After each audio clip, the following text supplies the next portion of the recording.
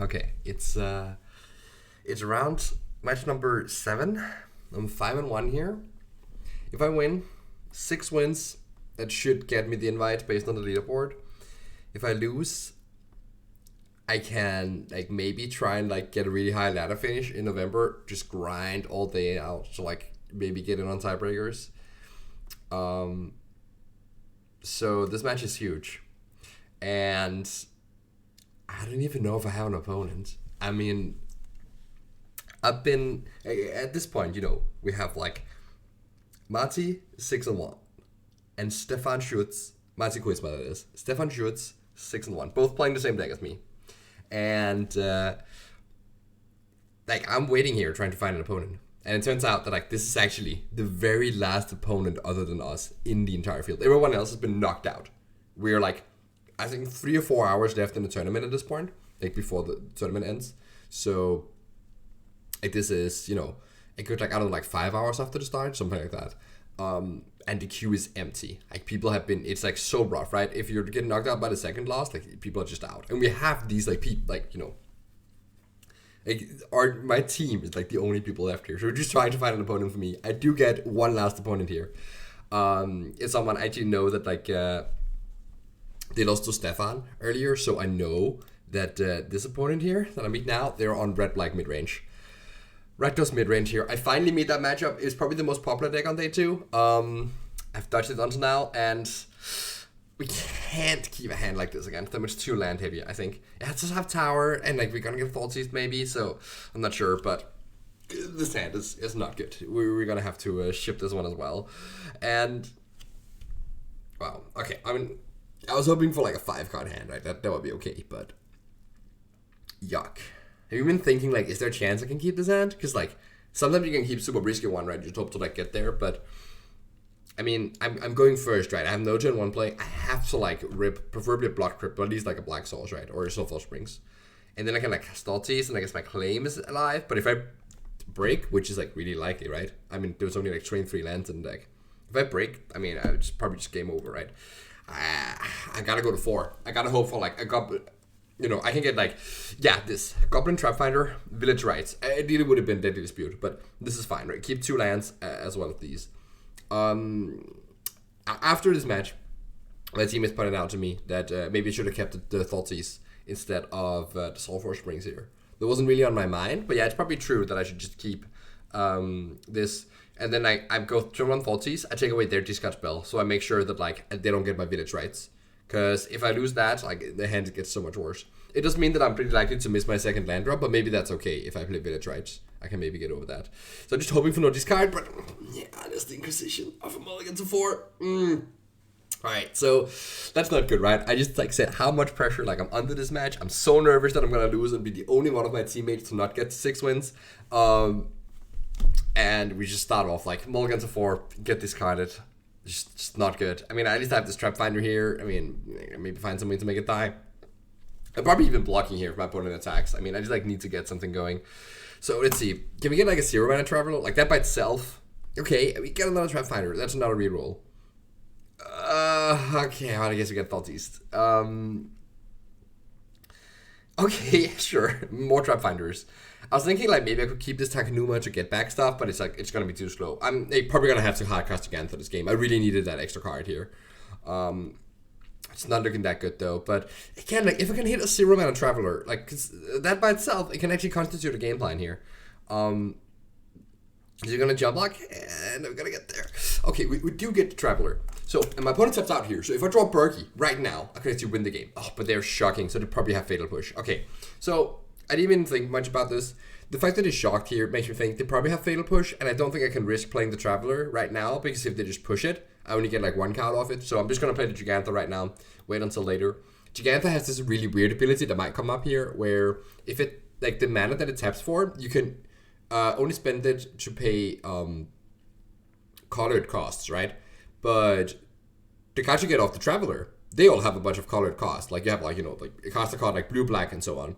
And the other thing is that you can spend mana so it must mana of any color. So you can use like green, white from Giganta to play blue, black from like the Stitch Scab you get from the Traveler. It's not called Stitch Scab, but this blue, black zombie guy. That means that like Gigantha, like it's really easy to spend all 5 mana from Gigantha if you're going all for Traveler and make sure you get so many more things into play. So that's my game plan right now. I mean, hoping to draw a discard spell for that push. Right now, Gigantha is usually pretty safe. Like, there's not very many ways for them to kill it. There's like Molten Rain maybe or something like that, but it's usually go. Okay, they have Layla here, but they can't actually attack well. Okay, they are attacking, but okay, but they hit a land here. I guess they can play that. Wait, do they have a removal spell? They have actually Infernal Grasp in their deck. Okay, I didn't count on that. I was hoping that my Gigantha would get to live and block this Layla, but like now I'm pretty far behind. I'm just gonna have to like go for the Traveler here, try and hit some 3-drops. I think I realized here that the 3/2 doesn't do much. Layla is gonna be a 4/4 anyway, so just gonna get Socialite here. Maybe I can get like a 1-drop and a 3-drop here. I actually decide to get the Steelclad Spirit and then try and go for a 2-drop as well. Again, it's really important that whatever I get off the Traveler that I play immediately. So like right now, I have to hope that I get something to cost 2 mana, because otherwise my Traveler is gonna go away end of turn. I mean, this Sifter is not ideal, but actually the 3/3 and the 1/2, they can like double block Layla, so like that at least does something. And sure, I can like discard a land, but looting at this point when like, you know, I'm not gonna discard my Traveler anyway. Okay, well, I probably also need to find an answer for this Reflection, because that's definitely like gonna like go over the top of this game plan I have here. Even though like, you know, you can see 0 mana Ominous Traveler by itself, like it's kind of scary in like a fair matchup. If they can't deal with it, like that just generates a lot of cardboard here. But we'll see here. There's also still a chance, like whenever I draw Bergie, like I got them suspended Fatal Push here by double blocking. That was part of it too. Like it's a little bit of a risky double block, but I knew that like, no, but I have the Inquisition, so I can't even draw Bergie now. And like now there's just like too much stuff in play. I don't even know what I can draw here. Hive is not it. Okay, well, I was thinking maybe we could like get there on a mulligan to 4 if we got really lucky, but ended up not getting there. Probably should have kept the Thoughtseize though, as my teammate pointed out. Anyway, we bought in the Recursion, the Cruxus, and since my opponent has Layla, I ended up bringing in the Extra Claim, the Firstborn. Like, I saw Layla and Bloodtithe Harvester, and I know that they also have Cruxus, because I was watching Stefan's match earlier. Or I wasn't watching it, but Stefan like said that like, well, my opponent just played Cruxus into a Claim the Firstborn. I was like, oh, that sounds like a pretty good plan. So I remember that from like the earlier rounds. Anyway, boarding in an Extra Claim here to deal with that stuff, and boarding out my some of my discard spells. My Inquisitions just all go out. You don't want to have too much discard, only leaving in 2 Thoughtseizes. And yeah, that's the game plan here. Okay, so let's see here. Down a game though, it's not looking great, but this hand is looking great. That is a spicy meat. Like the fact that it cannot like discard to take away my tower here, so I will be able to sacrifice my Trapfinder and gain mana. They even have a tap land here. That's kind of perfect. I mean, that's just so great. So get to just hit for 1 here, and I mean, I'm gonna see what I hit here, but I'm probably just gonna play Bergie, right? They don't have that many ways to answer it. It's in the second Trapfinder, but that's, yeah, I mean, they do have like Molten Impact sometimes, but I think like they cannot use push, right? Like that's just like not live right now. And I think the upside here of like next turn, I'm just so likely to be able to go off if they can disrupt me, if they just play like a Harvester or a Crux or something here. And they play Harvester indeed. Yeah, it's like now that I have Bergie, okay, draw Traveler. That's, you know, I really wanted to hit that off Trapfinder, but we can still hit one, hopefully. We also have the Echoing Return, so I can like get back these Trapfinders here. It's kind of, okay, hit another Bergie. That could turn into a Horn, I guess. It's also just nice as a backup if they do end up killing my Bergie. So I'm gonna get back my Trapfinders here. I can play both of them. They're free with Bergie out. And I was about to like think, okay, I'm just gonna like Fatal Push the Harvester, but then I realized, wait a minute, no, I can actually try and go for the combo still. I can Fatal Push my own Trapfinder. So I'm going to do that here. Just see if I hit a Traveler, I'm good. Okay, it's not a Trapfinder. That's very interesting here. So I could spend my Fatal Push here on this other Trapfinder, try again to hit a Traveler. But I think I come to the conclusion that like if my opponent has like a second Harvester and like maybe a discard spell for my Bergie or something like that, like I don't know, like maybe the second Harvester would mean that like they would be able to like use that Harvester to kill Bergiers. I just like think I'm probably better off like trying to play the value game at least a little bit here. Not go for the combo right now. The thing is also I'm gonna have 2 Trapfinders die, so it's very likely that I will have like backups. I could easily hit 2 Travelers here, which means that like I can grind through like 1 piece of interaction at least. So I decide that like Fatal Pushing this Trapfinder here is not worth it. It's gonna die anyway end of turn. So I'm just gonna kill this Harvester. I think I'm actually gonna hold on to this Trapfinder so I can sacrifice it to the tower, because that's gonna net me more mana. But I could also just play it right now. I just don't remember what I do. But anyway, I decided to kill the Harvester here, and just get in. It is kind of a clutch spot though, because like, you know, I'm also like, I really want to be able to win this game here, like evening it up the score in this tight match. But honestly, if I just kill this, yeah, I can also like play a Traveler, right? I have enough mana that I can like do this for a few times here and just get a little bit of board presence as well. And I can actually play the fair game pretty well in this spot.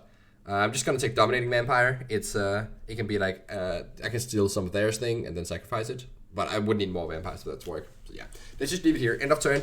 Get to Trapfinders. We do hit, oh, Croxa, okay. And a Traveler. Okay, Croxa, definitely also a game changer here. It's super nice with the Trapfinder. It's gonna like, you know, whenever you escape it, it's still gonna have the ability. So it's gonna die in a turn, but it's also gonna have haste. And Croxa with haste, like, it's brutal, right? You just like hit them for like 12 damage essentially, or like, you know, at least make them discard 2 cards. Okay, but now we get to go off. They just tapped out again, and we're doing it. We're doing it. Okay.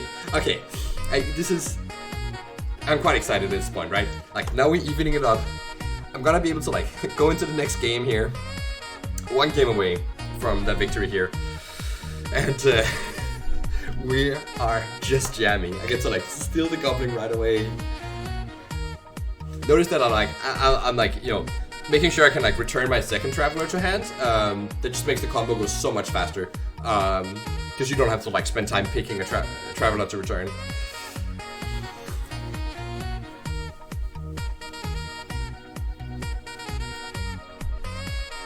I'm gonna put this at 2 XP.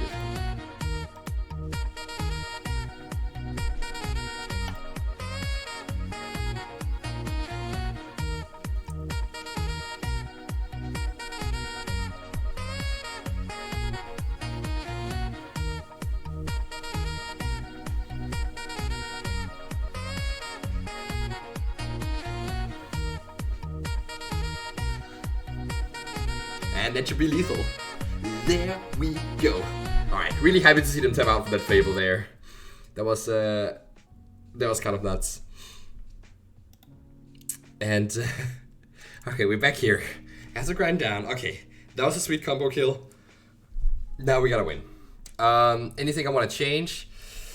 I'm looking it over here, deciding not much changing. I'm cutting a village, right? I guess I don't know what I brought in. Maybe a bone charge, just to have that extra piece of removal. But yeah, it's definitely sometimes like having the village, right? It's kind of like risky in one way or the other, because like they could like strand you with a bunch of like deadly dispute effects. Okay. Are we keeping this hand? It's kind of interesting. It was a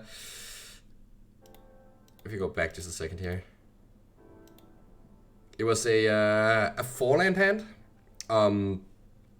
Should also change the player speed back to 1.5. It was a 4-land hand. It had 2 Burgies and a deadly dispute. Didn't have anything to sacrifice. No interaction.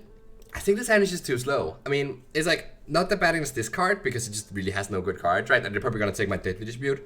But if the first thing I'm playing is Burgie, I mean, what if they go like 2-drop into Layla and like start beating down? I mean, I think I just need like some sort of removal or a Trapfinder ideally. So I'm gonna take a risk here. I mean, game 1, I also mulliganed the hand that was like, you know, kind of a fine keep, but kind of sketchy. Ended up mulling to 4s. Don't really want that to happen again. And okay, we find a fine hand here. We have Trapfinder.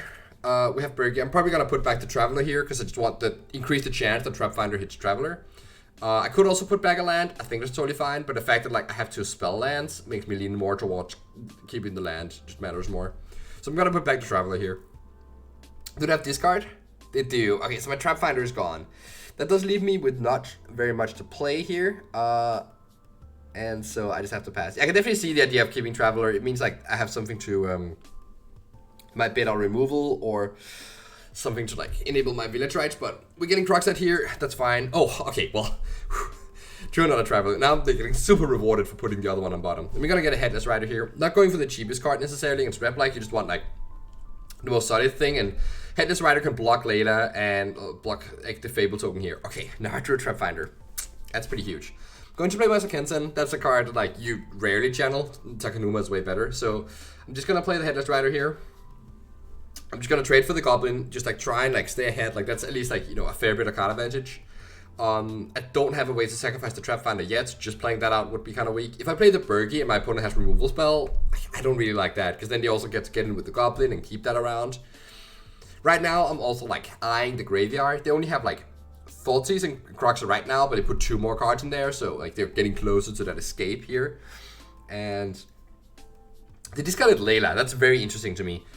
Discarding Den makes sense, but I wonder what's in their hand. Maybe they have like Shield Red or like some big play here. That's why they didn't want Layla.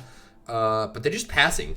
That's extremely odd to me, right? Like, what will you have in hand? You discard Layla, and you just play land go. So they definitely like have some piece of interaction here. And like, after thinking for a while, like I think I come to the conclusion that it might be Call Against Command. And what they wanted to do was just discard something they could get back with Call Against Command for value. That's the thing that makes the most sense. So, okay, what are we gonna try to do here? Well, if I play out my Traveler, that could actually like bait out the Call Against Command. I don't care too much about this like regular Traveler here. And usually people are pretty trigger happy to kill it. I really want them to like kill that so that they don't kill the zombie token here, because I'm gonna try and use Trapfinder and the zombie token to double block the Layla that's coming down next turn. I could also play like Bergie plus Trapfinder here, but again, yeah, then I mean they're just gonna kill the zombie token. I mean maybe I have to trade off Bergie for the Layla, but I don't really want that. So I'm going to go with Traveler here. There's also a chance that I'm going to keep the Bergie to play it as the Horn. The Horn might be really good in this matchup. Again, especially if I can like somehow get them to use the Call Against Command. I mean, they passed the turn, they're like most likely to use it if that's what they have. Okay, grabbing a 1-drop here, that's kind of nice. That really like, you know, forces the action here. So let's see if they do have it. That also informs me if I should like attack with my zombie token or not. Though right now I can't attack into the hive anyway. But yeah, opponent is being trigger happy, killing my Traveler there, and that does set up a pretty nice block here. With the Trapfinder now, you know, I'm not too scared of this Layla. You know, even if they have another removal spell, it's totally fine. The Trapfinder will still die. They also have the option to like just deal 3 damage to the zombie token, not killing Trapfinder. I think I'm also pretty happy with that. Right now I don't have a way to kill Trapfinder. And also, I mean, there's a chance, right? I mean, they just did a 3-drop. Maybe they're just gonna like tap out here. And if they tap out and I hit a Traveler, I mean, I can just win next turn. So holding this Bergie here like might come in clutch. Let's see what happens. Like, I think gonna like spend a removal spell here. That's also really good for me, right? Because then they don't have the removal to interact with the combo. They're just gonna like kill everything, let the Layla die, and we hit the Traveler. Okay, I'm so excited about this. They're gonna tap out. They tapped out for Seasoned Pyromancer. They know we have Bergie. They know we had a card. They were just hoping that we couldn't go for it. And I'm like over the moon excited. Because now we gotta do it. We gotta do it. And I mean, I'm so relieved, right? Well, there was a very real chance that like, you know, I was just gonna lose this game as well. Like the black-red matchup is like not that easy, right? It's like probably the worst matchup of like the popular decks. I think it's still probably favored because like this deck is just broken, at least right now, and people don't know how to play against it. But wow, I mean now we can just keep going. I mean it's like there's like no chance we're not gonna have lethal here, right? Even if you don't, like, it's just incredible. And that's the 6th win. That's me, that's Matti, that's Stefan Schutz. We're 3 of the 6 people on our team who like entered the tournament yesterday playing this deck. 3 of us made day 2, and like somehow all 3 of us just crushed day 2, going 6-1 for all of us. Like that's an incredible record. And this is like unheard of, right? And now we're all going to the Arena Championship together. It's like 32-player tournament. It has like just an insane prize pool, like of $200,000, and it's going to be a very exclusive event. Like, you know, Jan Bortz Merkel also got to 7 wins here with Red Black Arcanist in this tournament. Yuta Takahashi qualified with John in the last one that was standard, and it's just not. Andrei Strasky is also qualified. He's in there. Even Flock, I'm pretty sure, is in there. It's just like so many people, and I mean, I cannot believe that like I am also gonna be there too now with this Dominating Vampire. I mean, I stole the Kiki. I can use the Kiki to copy the Dominating Vampire, and there's another one, and like that should spell lethal here. Opponent says good game, they're conceding, and we're in. We are in. Just absolutely incredible. Absolutely incredible. So what happens now, right? Okay, well, as I said, like Mate and Stefan, they're no longer like they you know, they've been in the queue. Like Mate has been hanging out in the queue, trying to see if there's an opponent. He's been like, you know, actually he spent like a couple hours in the queue in total. Just no one else is there. The three of us are literally the last three people left in the event to still play a match. So we realized we're gonna have to play a mirror. We're gonna have to figure out who gets the 7 wins. And like while Mate sneaks on a bathroom break or something, I don't know what he did. Stefan and I decided, okay, let's just play. Let's just play for it here. Play for the 7 wins. The 7 wins don't do much in terms of qualification. It like super guarantees it, but I mean, there's like not enough people who like get to 7 wins. I think there's only like 2 people who got to 7 wins this time. Me and Jan Moritz Merkel, my finals opponent from the Neon Dynasty Championship. Kind of funny that it lined up that way. And like last time, there was only 1 person who got to 7 wins. So like, and it's gonna be a 32 player event, right? So it leaves room, and I think like 4 people qualified from the first one that was like sealed. So there's only 1 event left, right? And like what at this point, like 7, maybe 8 people have qualified for this, and it needs to get to 32, right? That just adds up to like every single person at 6 win and some people at 5 wins. The way the leaderboard works is like the amount of wins you get on day 2. And so like usually it's just like people who like qualify for day 2 once and then like get a pretty deep run but not quite there. Sometimes it's like combining. Right now Elias Watzfeld is actually combining like from made day 2 twice and got like 5 wins and 1 win. That combines to 6. So he's also gonna be in there. And yeah, but we're not really like, we basically guaranteed the invite. We are guaranteed the invite, all of us here. But we're just playing for like the glory, getting that like arena championship badge here. We're getting 5,000 gems instead of 3,000 gems. So we're playing for gems. So it's kind of like a fun match. And what I decided to do was record the last one with commentary live. So you're gonna see a mirror, me against Stefan Schutz playing for the coveted 7 wins here. And that's gonna be a different video. I don't have my camera showing because like I didn't realize that the program I used to record with, that's the one I'm like using right now to review the games. The same program that like doesn't always save the games, as you'll seen in some of the earlier videos. Yeah, that program doesn't like include my face. I'm doing that on OBS afterwards with the extra commentary. But yeah, so next video gonna be slightly different. It's not gonna be a face cam, but it is gonna be live commentary. That also means the game is gonna like probably take longer, right? Because I can't speed it up. But wow, I mean, incredible. I hope that like you learned a ton from watching this. And excited to try out this Trapfinder deck. It is super funny. I hope you play Epic Sex Guy whenever you go off. Though please don't spend too much time digging up the video because it's takes some time. And you don't have much time when you're going off. Anyway, check out the final round if you please, and bye.